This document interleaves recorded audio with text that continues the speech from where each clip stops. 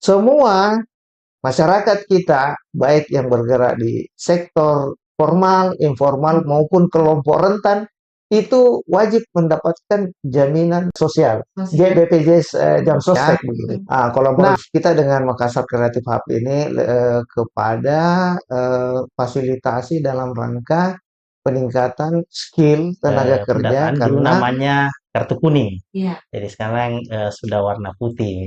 Itu juga sekarang itu sudah by system, sudah ada di platform digital namanya Siap Kerja.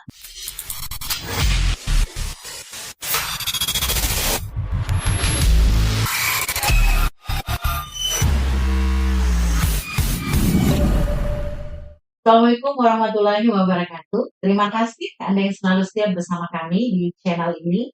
Dan saya yakin juga Anda sudah menanti-nantikan kami kembali. Karena setiap kehadiran kami selalu memberikan informasi yang terupdate untuk Anda. Seperti hari ini, saya bersama dengan rekan-rekan dari Dinas Ketenagakerjaan Kota Makassar.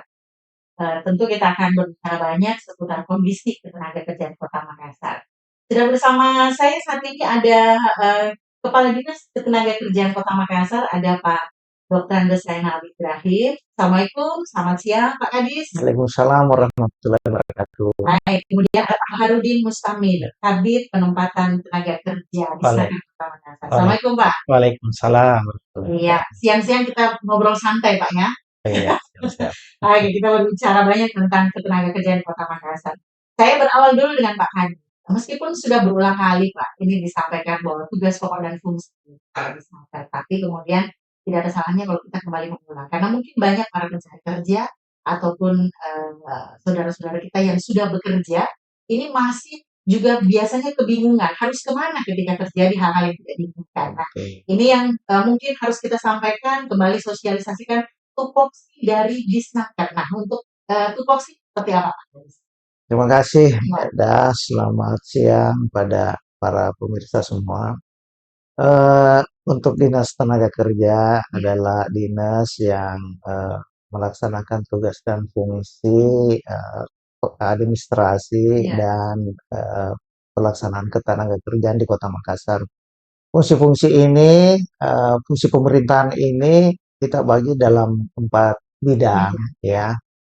Pertama adalah perencanaan tenaga kerja, kemudian bidang kedua itu adalah bidang pelatihan kerja, kemudian ketiga adalah bidang penempatan kerja, Pak Bahar sebagai kepala bidang, dan keempat itu adalah bidang hubungan industrial dan jaminan sosial.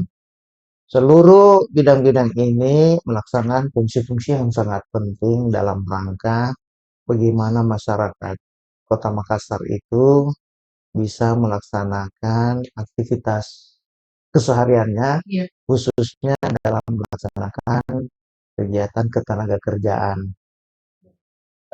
Saya akan coba menjelaskan masing-masing fungsi dari bidang-bidang itu. Ya, yang pertama misalnya perencanaan kerja. Bidang perencanaan kerja ini melakukan evaluasi, pendataan, bagaimana apa secara luas kebijakan ketenagakerjaan di Makassar yang dilaksanakan oleh pemerintah Kota Makassar, sehingga kita bisa mempunyai landasan kebijakan dalam rangka membantu masyarakat kita ini bisa mendapatkan kerja-kerja yang layak ya bagi kehidupan. Yang kedua adalah penempatan kerja ya. Kalau penempatan kerja ini nanti secara spesifik akan dijelaskan oleh Pak Bahar ya. Kemudian untuk fungsi pelatihan kerja. Ini penting sekali juga fungsi pelatihan kerja karena perusahaan-perusahaan kita ini kan dalam rangka penerimaan tenaga kerja semua mempunyai dan menetapkan syarat-syarat tertentu sesuai dengan bidang apa yang dilaksanakan oleh postur. Nah, kadang-kadang syarat spesifik itu dalam pasar kerja itu belum terpenuhi. Nah, kami di Dinas Tenaga Kerja ini punya kerjasama dengan hampir 100 lembaga pelatihan kerja di Kota Makassar. Ya. Nah, dengan cara itu, kami di Dinas Tenaga Kerja bisa menjadi jembatan antara pencari kerja dengan perusahaan. Bagaimana kualifikasi-kualifikasi kerja yang ditetapkan oleh perusahaan itu bisa matching dengan antara apa kebutuhan dari perusahaan itu dengan kualifikasi. Nah, ini kita bisa menempatkan teman-teman ini di lembaga pelatihan kerja. Iya. Yang terakhir adalah hubungan industrial dan jaminan sosial. Ini juga sangat penting. Iya. Kenapa? Setiap hari itu ada-ada saja permasalahan antara perusahaan dengan pekerja. Iya. Nah, kami di Dinas Tenaga Kerja ini perlu dan wajib bisa menyelesaikan hal itu. Makanya kami di Dinas Tenaga Kerja ini menyiapkan pejabat fungsional mediator namanya, yang memediasi antara permasalahan-permasalahan antara perusahaan dengan tenaga kerja. Dan ini hampir setiap hari ada. Nah, fungsi mediator kami ini adalah bagaimana memediasi permasalahan yang timbul antara perusahaan dengan tenaga-tenaga kerja itu. Ya, sedapat mungkin tentu fungsi mediasi ini hasilnya positif. Ya, ada kesepakatan kemudian antara perusahaan dengan pekerja. Nah, apabila tidak ada kesepakatan, biasanya kita membuat sebuah analisis dan dituangkan dalam surat kepada perusahaan yang dalam bentuk format surat anjuran. Ya, surat anjuran ini kemudian dianalisis oleh perusahaan itu dengan tim legalnya tentunya, karena setiap perusahaan kan ada tim legal.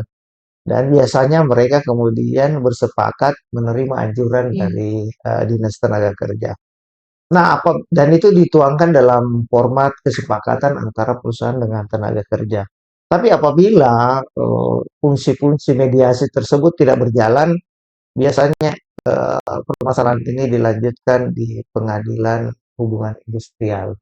Ya, dan tentu Dinas Tenaga Kerja juga akan dimintai pendapat di dalam mediasi di pengadilan hubungan industrial tersebut. Dan terakhir, dalam bidang ini juga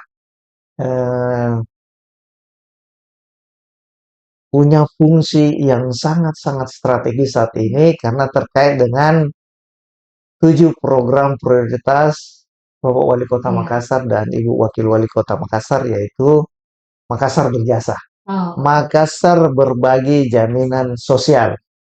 Nah, kita paham, mungkin tidak semua pemirsa yang budiman ini mengetahui bahwa kan kadang-kadang kita mengatakan bahwa, wah, kalau mau diberikan jaminan sosial itu biasanya pekerja-pekerja yang ada di sektor formal semua. Ya, padahal tidak semestinya begitu. Ya, semua masyarakat kita, baik yang bergerak di sektor formal, informal, maupun kelompok rentan, itu wajib mendapatkan jaminan sosial, BPJS Jamsostek begini. Nah, di sini fungsi program Makassar Berjasa itu untuk melindungi masyarakat kita, khususnya masyarakat rentan kita, ya, untuk mendapatkan yang namanya JKK, Jaminan Kecelakaan Kerja, JKN, Jaminan Kematian, dan ada inovasi terbaru yang mungkin baru pertama kita di Indonesia itu Jaminan Hari Tua. Jadi tiga-tiga ini ya di-cover oleh pemerintah kota di dalam APBD kita ya, yang tahun ini kita sudah tuangkan di dalam APBD Kota Makassar. Untuk pekerja rentan kita ini kita cover sebanyak 45.000 orang warga Makassar. Oke. Iya. Jadi misalnya gini Pak Kadis, contohnya saya punya asisten rumah tangga, punya juga misalnya yang mengurus kebun di rumah. Itu bagaimana caranya agar saya bisa mengikut sertakan keduanya ini? Nah, ini pertanyaan menarik. Ya. Ini sudah menjadi kewajiban menurut undang-undang, walaupun itu pekerja informal, itu sudah wajib didaftarkan di BPJS Jam Sostek. Nah, mekanismenya memang bisa menghubungi BPJS Jam Sostek terdekat. Tapi masyarakat rentan kita yang memang bekerja di sektor informal itu tetap di-cover oleh pemerintah kota, yang di mana iurannya langsung dibayarkan pemerintah kota ke Jam Sostek. Jam sostek. Nah, Ya. 4 bulan itu untuk karena ini kita tahap awal sesuai dengan kondisi keuangan kita, itu kita berdasarkan data DTSEN, Data Tunggal Sosial Ekonomi Nasional tahun 2026 untuk desil 1 sampai desil 3. Dan itu kita mengcover keseluruhan JKK, JKM, dan JHT. Ditambah beasiswa Bagi putra-putri. bagi putra-putrinya. Ya, waduh. Ini kabar gembirakan, Pak, ya. Tentu saja warga Kota Makassar. Nah, untuk informasi bisa langsung ke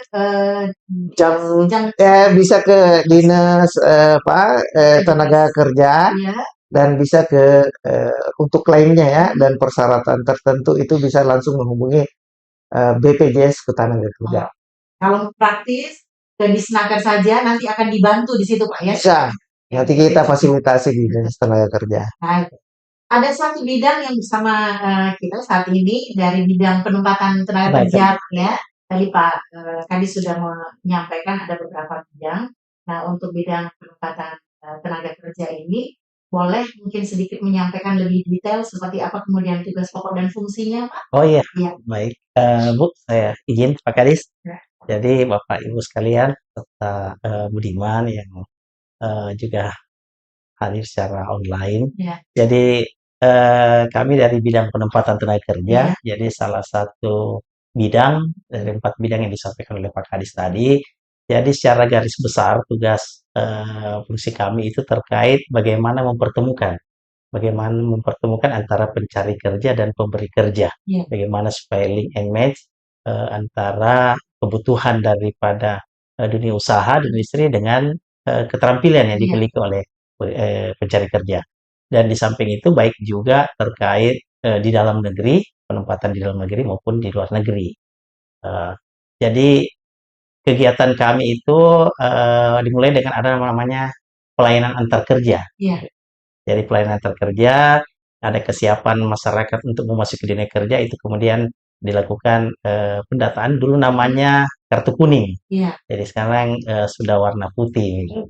Iya, dulu kan istilahnya kartu kuning malah sudah melekat namanya. Ya, jadi itu juga sekarang itu sudah by system, sudah ada di platform digital namanya Siap Kerja. Jadi sudah terintegrasi secara nasional, dan di admin super adminnya itu ada di Kementerian Ketenagakerjaan.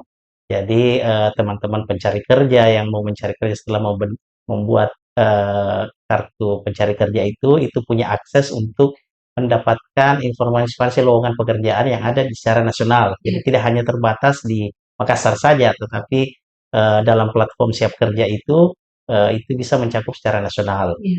Terus kemudian pemberian informasi lowongan pekerjaan, kami juga aktif bekerja sama dengan teman-teman HR perusahaan-perusahaan. Jika ingin rekrutmen itu bisa kami fasilitasi, bisa kita ini. Jadi kita bantu publikasi baik secara media sosial, misalnya sekarang itu lewat Instagram, lewat Facebook, itu ada berbagai medsos lah itu ininya.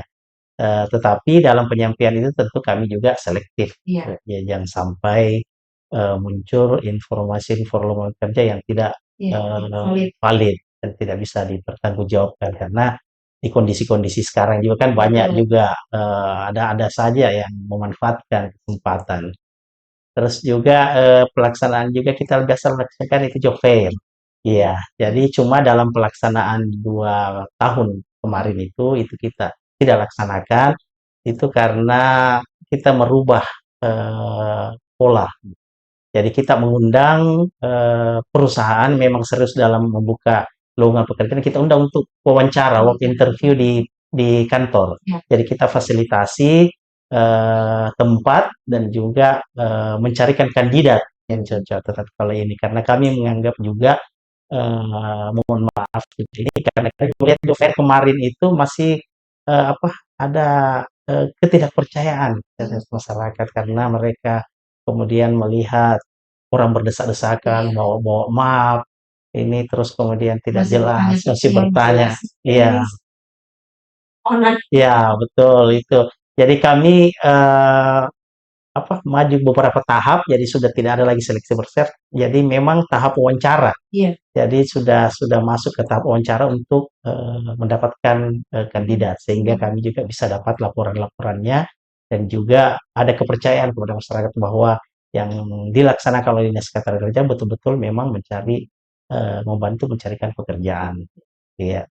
Terus kegiatan kami juga itu ada namanya pembinaan bursa kerja khusus. Iya. Jadi jembatan di satuan pendidikan baik itu di SMK, SMA maupun di perguruan tinggi, Dinas Ketenagakerjaan dalam melakukan pelayanan antar kerja untuk alumninya, jadi itu dibentuk bursa kerja khusus. Iya.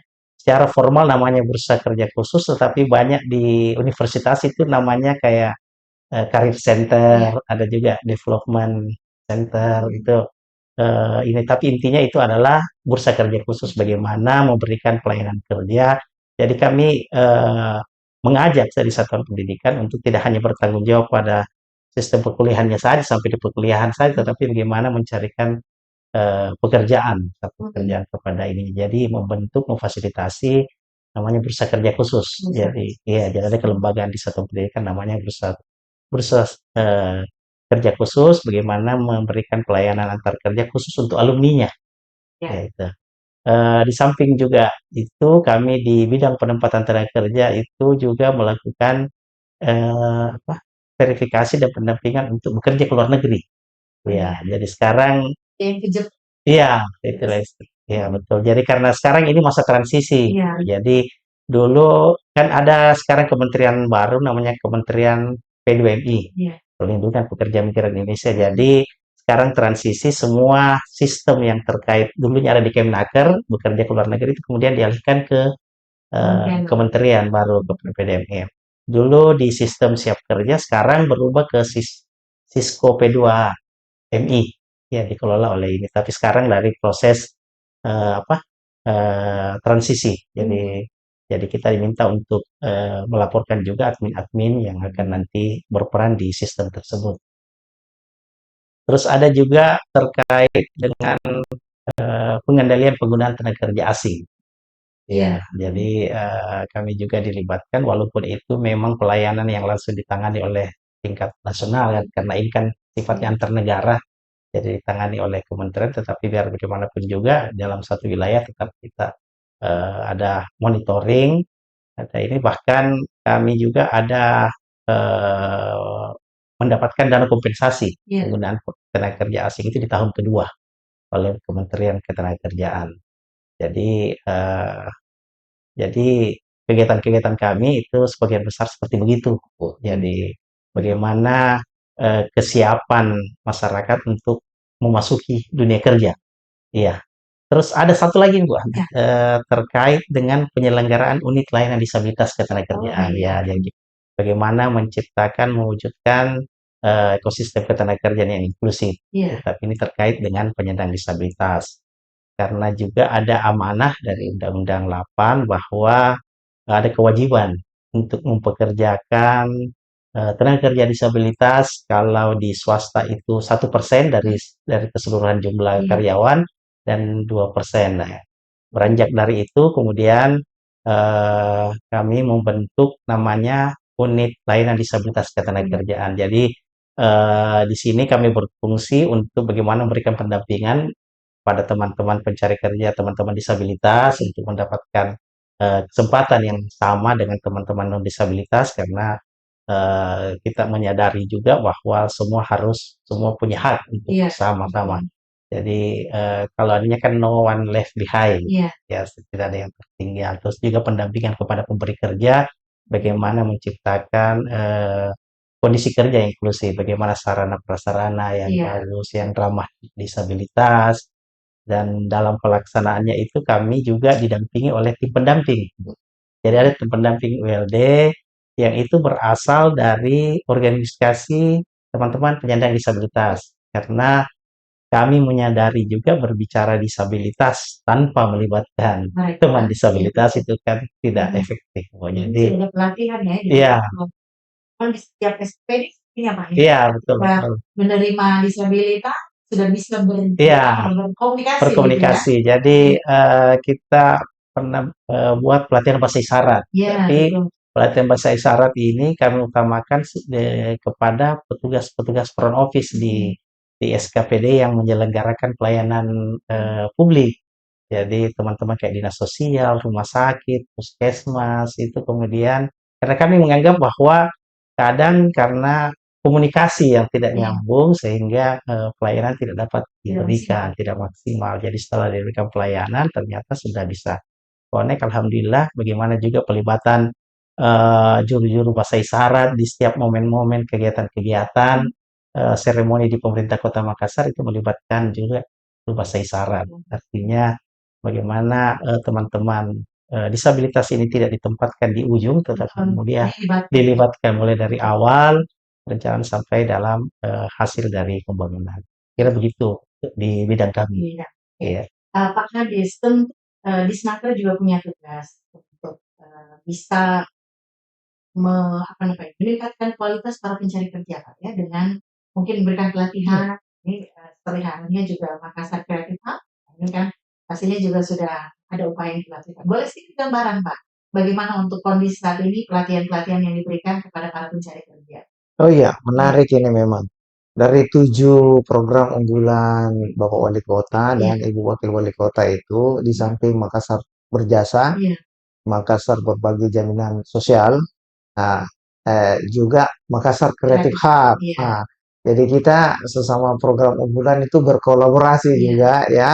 Kolaborasi kita dengan Makassar Creative Hub ini kepada fasilitasi dalam rangka peningkatan skill tenaga kerja karena tempat Makassar Creative Hub di sana itu menjadi tempat untuk digunakan peningkatan skill tenaga kerja Betul. yang difasilitasi Dinas Tenaga Kerja Kota Makassar beserta lembaga pendidikan, ya tentunya yang terkait sesuai dengan spesifikasi karena kan kita banyak spesifikasi pendidikan dan keahlian yang dilaksanakan. Iya. Nah, itu kita juga untuk memperkuat itu tentu kita membuat sertifikat untuk menyatakan bahwa kualitas itu sudah tersertifikasi oleh lembaga pendidikan yang sudah distandarisasi sesuai dengan regulasi yang berlaku.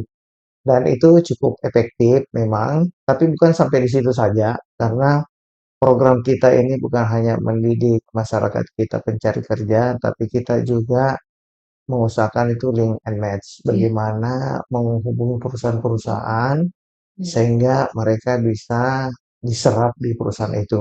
Tapi kemudian bagi masyarakat kita yang dilatih secara mandiri, Iya. misalnya yang bergerak misalnya dalam pelatihan mesin jahit. Nah, supaya langsung bisa mandiri dan mengimplementasikan ilmu dan keterampilan yang didapatkan itu, pemerintah Kota Makassar itu memfasilitasi dengan memberikan mesin jahit. Iya. Ya, jadi langsung mendapatkan barangnya sehingga langsung bisa bekerja, gitu. Ya, jadi ada 2 pola yang kita bangun. Kalau dia pelatihan itu nanti hasilnya bersifat mencari kerja yang mandiri, kita fasilitasi dengan alat dan peralatan. Tapi kalau kemudian dia berhubungan dengan skill yang dibutuhkan perusahaan, itu kita mencarikan perusahaan yang bisa menerima mereka sesuai dengan skill yang kita sudah latih. Menambahkan Iya. mungkin Pak, seperti apa itu? Saya sedikit menambahkan. Iya. Jadi di bidang kami itu selain penempatan yang secara formal, Iya. itu ada program kegiatan kami namanya perluasan kesempatan kerja. Mhm. Jadi perluasan kesempatan kerja ini bagaimana memberikan keterampilan-keterampilan dasar sebagai tambahan kepada masyarakat yang tergolong dalam setengah pengangguran atau yang korban PHK. Terus ini programnya namanya tenaga kerja mandiri seperti Iya. disampaikan oleh Pak Kadis, jadi kita memberikan bagaimana supaya tenaga kerja ini bisa mandiri, bisa berwirausaha, menciptakan kebersamaan sendiri, itu dengan program tenaga kerja mandiri. Ya. Tetapi melihat juga potensi yang dimiliki. Jadi untuk tahun 2026 ini pelaksanaan kegiatan perluasan kesempatan kerja itu akan menyisir kepada eh, di Makassar Utara. Jadi kemarin ya, jadi memberikan pelatihan-pelatihan, baik itu misalnya pelatihan servis motor, pelatihan cuci motor, Iya. pelatihan cuci AC, atau apapun yang menjadi apa, menjadi minat bakat. Tetapi harus dilihat juga minat bakatnya, gitu. Iya. Jadi jangan sampai tidak sesuai dengan passion-nya di situ.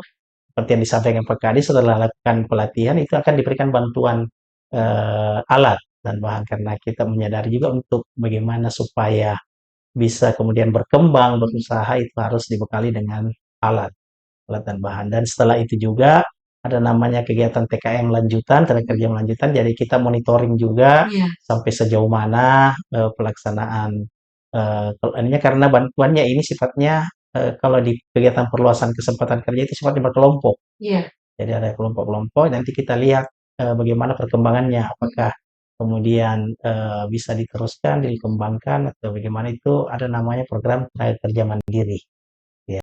Selain daripada itu juga kita mengakomodir usulan-usulan yang ada di Musrembang. Iya. Musrembang katakanlah kan ini, apalagi ini sekarang kondisinya lagi pelaksanaan Musrembang, ya, jadi ada beberapa usulan-usulan yang dari kelurahan, kemudian kecamatan, dan akhirnya sampai di tingkat kota.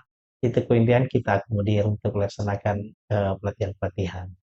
Yang paling banyak apa Pak di Musrembang? Iya, jadi yang paling banyak itu tergantung dari segmennya juga. Karena Iya. saya lihat itu kayak menjahit, terus kalau yang ibu-ibunya kuliner, tata boga, Iya. terus juga misalnya kalau ke daerah-daerah Barombong itu banyak mengusulkan terkait pelatihan kuliner pisang. Mungkin karena mungkin di sana nampaknya sama pengolahan ikan. Jadi teman-teman yang ada di pulau itu kalau kayak musim hujan kayak gini kan Iya. kan ini, jadi ada beberapa pelatihan-pelatihan pengolahan tergantung dari potensi yang dimiliki di sumber daya yang ada di lingkungannya situ. Kalau di tingkat di daerah-daerah perkotaan, rata-rata usulannya itu terkait dengan misalnya pelatihan servis HP, servis apa, cuci AC, yang memang kita semua potensinya memang kita sudah tidak bisa lepas dari HP, jadi Iya. mungkin menjadi peluang peluang peluang usaha jadi ini. Dan itu terpantau Pak ya, Iya. mana kemudian ketika mereka sudah diberikan pelatihan, diberikan alat, itu terpantau Iya, Pak ya? betul. Jadi ada memang program monitoringnya, Iya. evaluasinya terkait kemudian pelatihan-pelatihan PKM. Jadi tetap, jadi teknisnya itu ya kita buat ada grup-grup WhatsApp.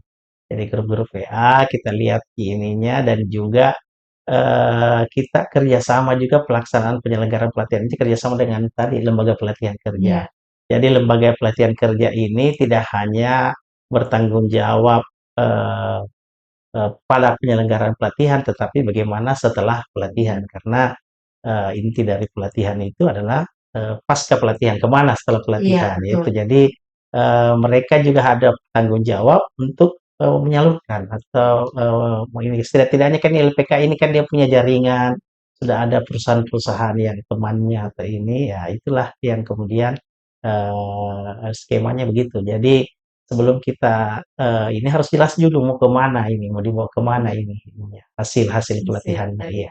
Jangan sampai istilahnya melatih apa? Tidak tepat Iya, sasaran. tidak tepat sasaran, betul. Oke. Iya, betul. Tadi saya coba kembali ke apa namanya, persoalan ketenagakerjaan. Mungkin dari dulu hingga saat ini selalu saja ada poin perselisihan hubungan industrial. Kalau untuk Makassar, Pak, seperti apa yang Pak Kadis melihat hingga saat ini? Apakah dengan sudah banyak edukasi yang disampaikan baik kepada para pengusaha, kepada para pekerja, sehingga kemudian ini menurun perselisihan kasus ini, atau seperti apa?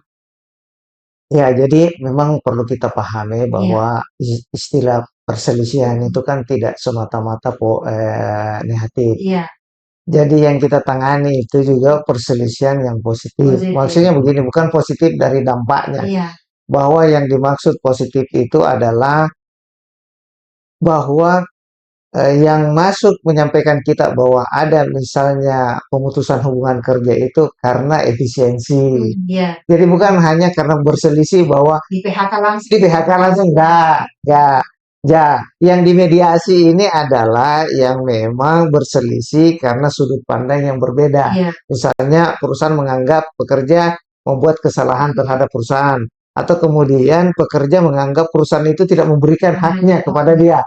Itu yang kita lihat negatif. Nah, itu yang kemudian kita mediasi di dinas. Tapi sebenarnya yang masuk ke kita itu, walaupun itu masih dianggap hubungan industrial, termasuk juga pelaporan dari perusahaan yang di PHK tetapi normal. iya, Misalnya karena perusahaan itu merugi. iya. Jadi ada efisiensi dan biasanya yang begitu tetap dilaporkan ke Disnaker, tapi ada surat pernyataan daripada pekerja mengatakan bahwa PHK itu mereka terima. Ya, Karena kondisi perusahaan. karena kondisi perusahaan. Jadi tetap itu dalam kerangka hubungan industrial. Ya, begitu maksudnya. Jadi tidak semata-mata karena sudut pandang yang berbeda, tidak.